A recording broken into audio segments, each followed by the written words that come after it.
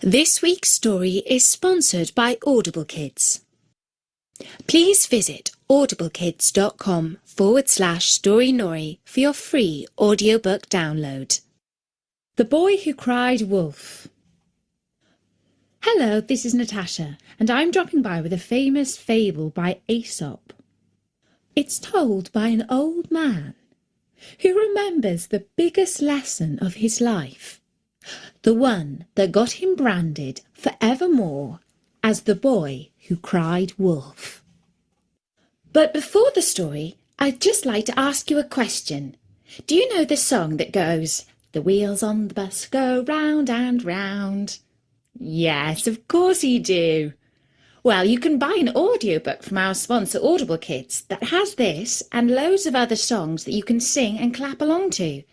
It's called Mother Goose Wheels on the Bus Move Along Songs, and you can download it by going to audiblekids.com/STORYNORY or by following the link in our sidebar.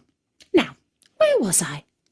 Ah, yes, the story. When I was a lad, my father used to send me out to the fields each day to watch over his sheep.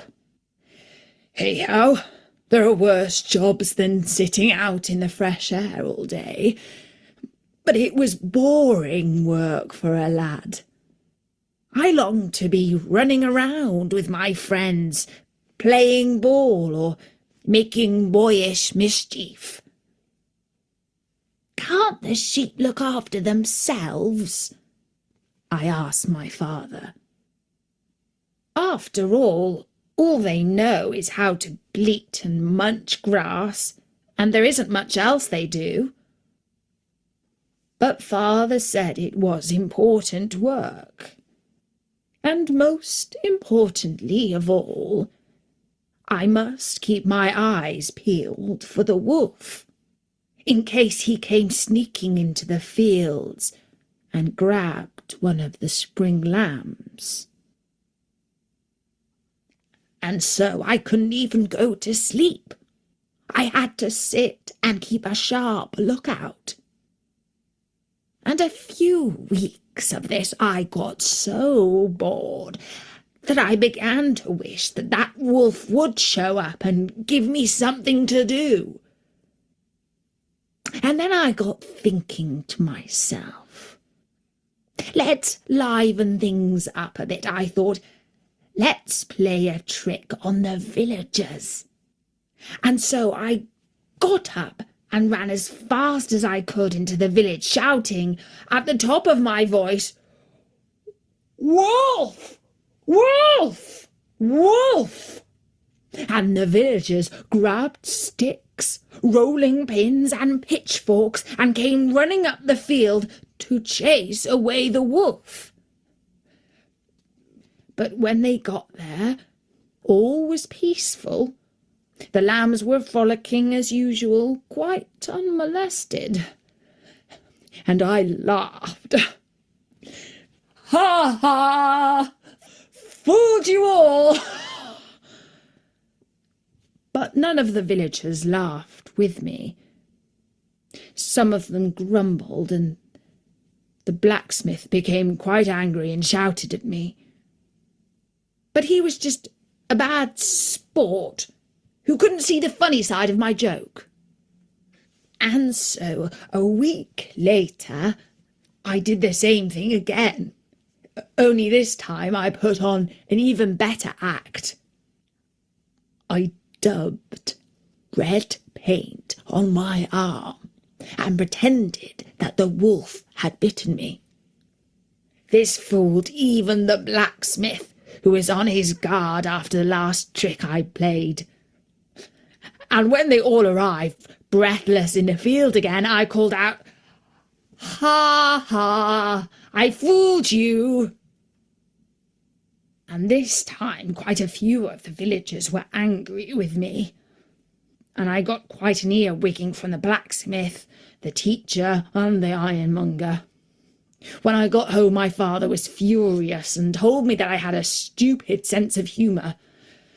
But I thought it was funny, and so did my friends. About a week after that, I was sitting up on the hill watching my father's sheep as usual. It was getting on for evening and the sun was setting behind the forest.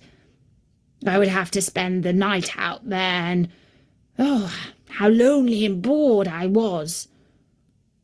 Then all of a sudden, the sheepdogs started to bark, and the flock was running around and bleating like they had all gone mad.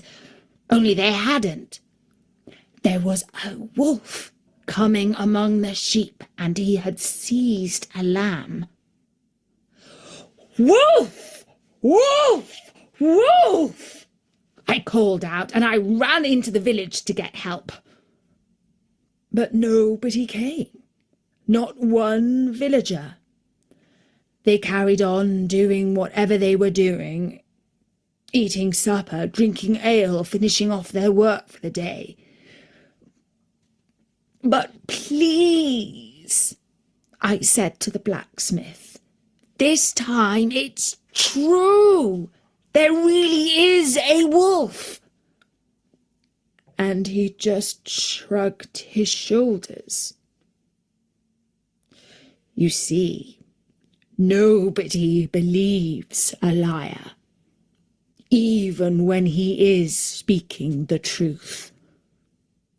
And that's why you should never cry wolf unless you really mean it. And don't forget, we have lots more Aesop stories.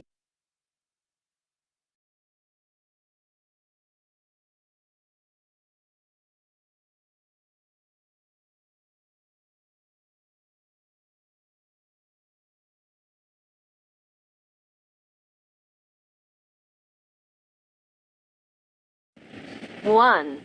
Who was cheated by the boys?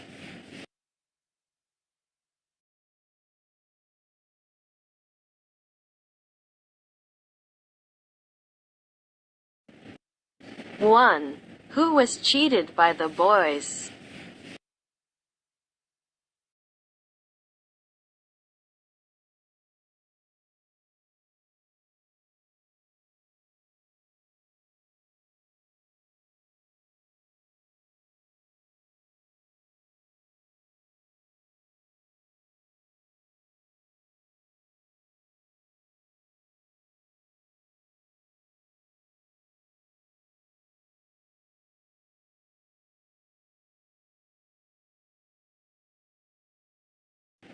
Two. Where is the boy tending his sheep?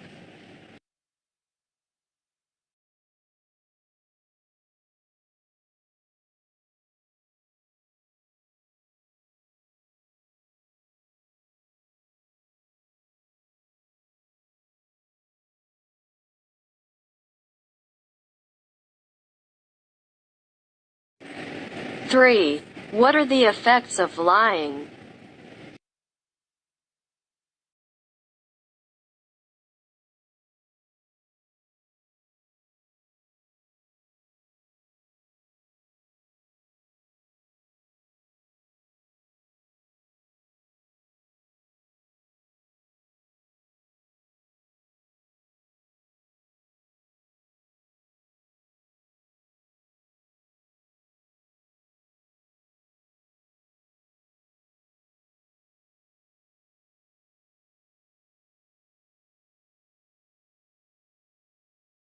Four. Why do boys cheat villagers?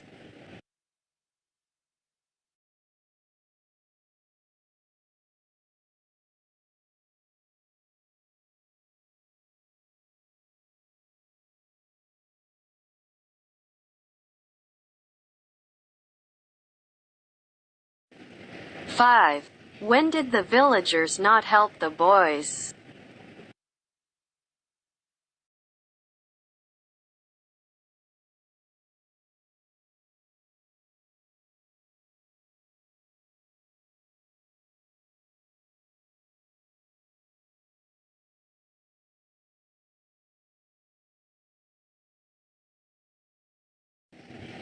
Six.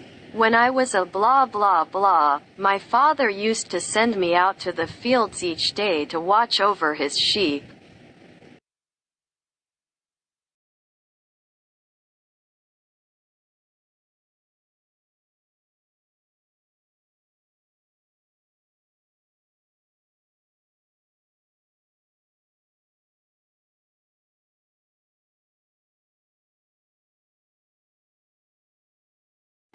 Seven. After all, they know how to blah blah blah and munch grass, but there isn't much else that they do.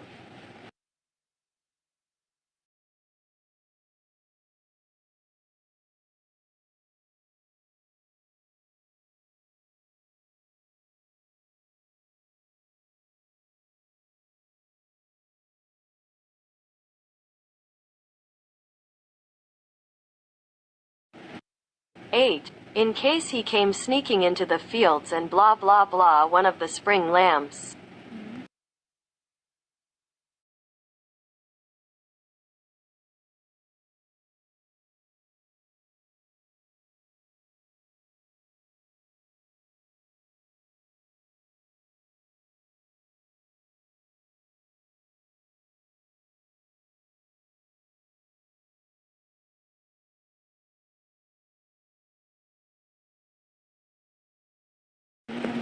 Nine. The villagers grabbed sticks, rolling pins, and blah blah blah and came running up to the field to chase away the wolf.